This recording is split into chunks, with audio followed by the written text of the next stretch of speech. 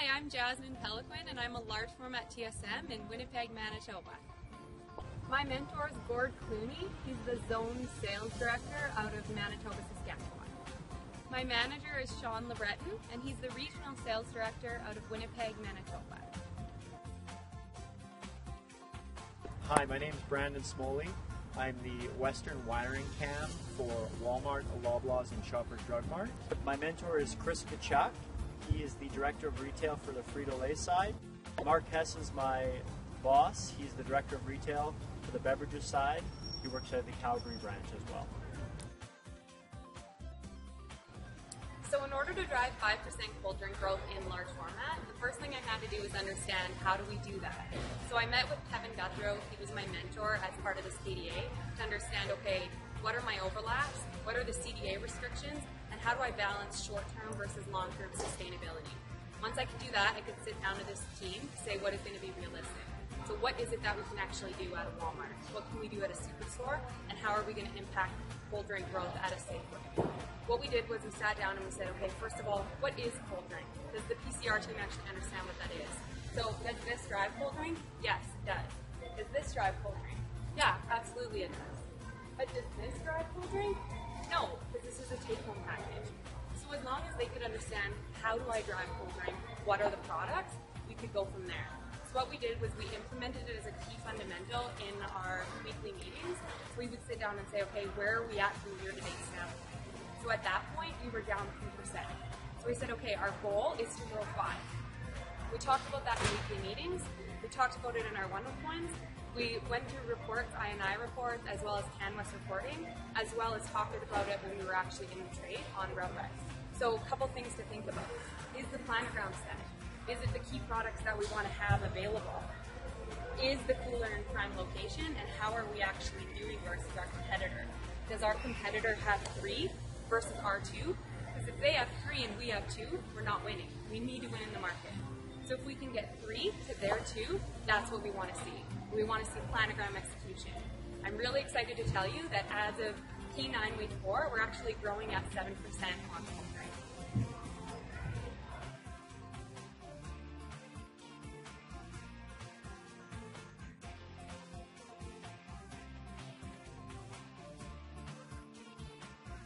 So what I've been doing is really working with the field on driving the Better Together agenda.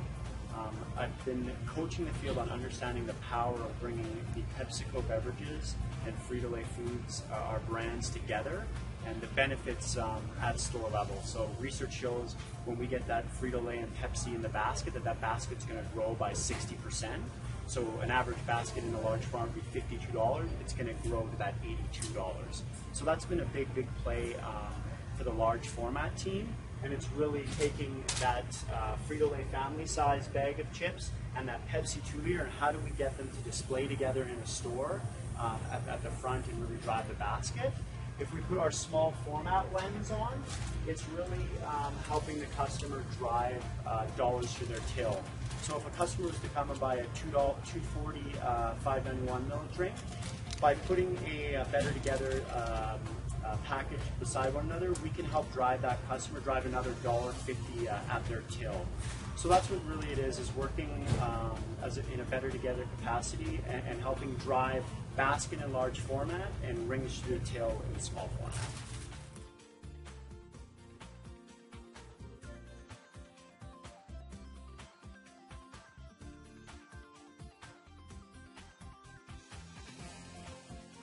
So one of the things I've been working on this year is collaborating and influencing with the warehouse team to drive growth in our unionized stores through pre-built pallets. We recognized there was an opportunity for Pepsi pallets like this to turn them into pre-built and offer more flavor opportunities for the customer. What we did was we recognized there was objections coming from both sales and warehouse, which is why we weren't able to do this several months ago. So we sat down as a team and we said, okay, what are the objections?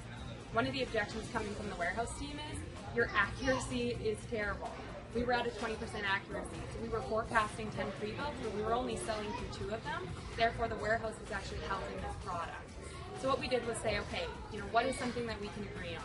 Well, we decided we could agree that if we could achieve 80% accuracy, that they would go ahead and make these pre-built pallets. So what we did was we designated a PCR. So one of the PCRs met with the warehouse team on Thursdays, and they would actually talk about where are we at right now. So how much have we sold through for the week, and then what do we want to do for next week? I'm really excited to tell you that we have achieved 80% accuracy, and we're working very well with the warehouse team.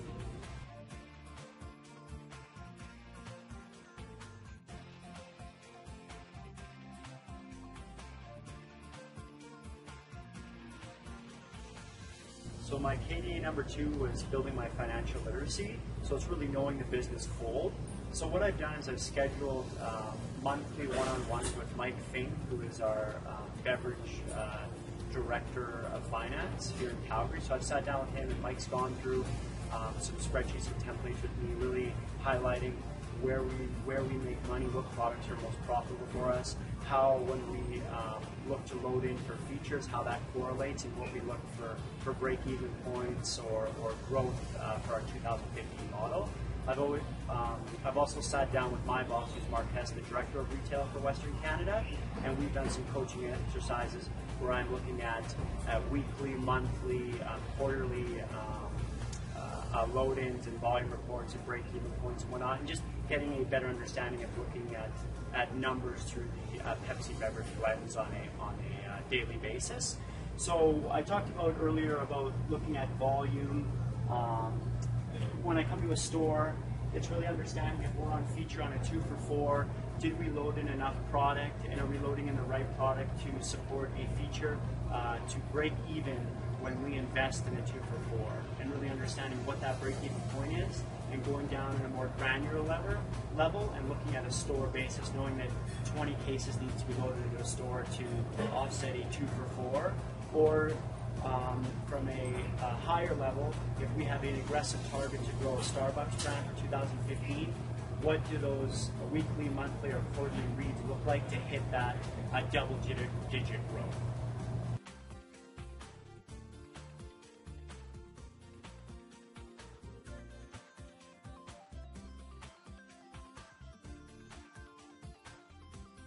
For me, one of the highlights from LAP has really been around personal development. So oftentimes in our jobs we get caught up in a bunch of different things, but we don't actually sit down and say, what is it that I want to do this year?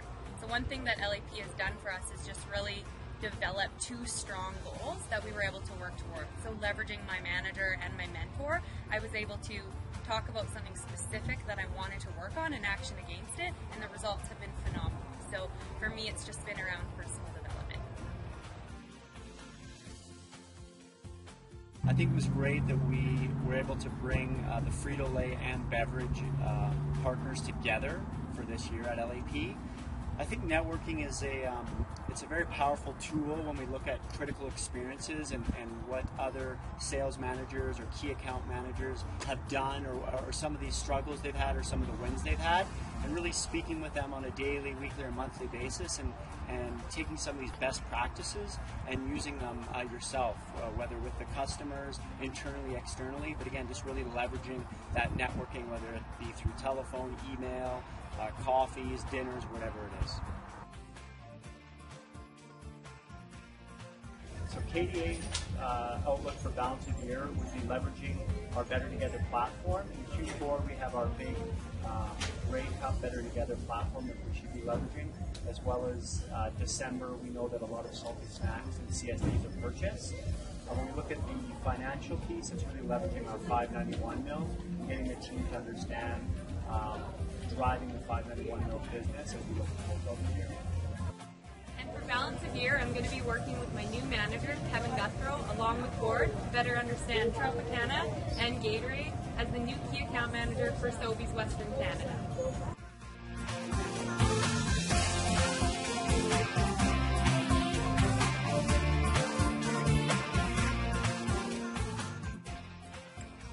So one of the and it really is critical experiences our other mentor. Networking would be a big plus when I look at the LAP program. It enables you to reach out to other people within blah, blah, blah, blah. Weekly, monthly, quarterly, for break-even points, break-even, redo.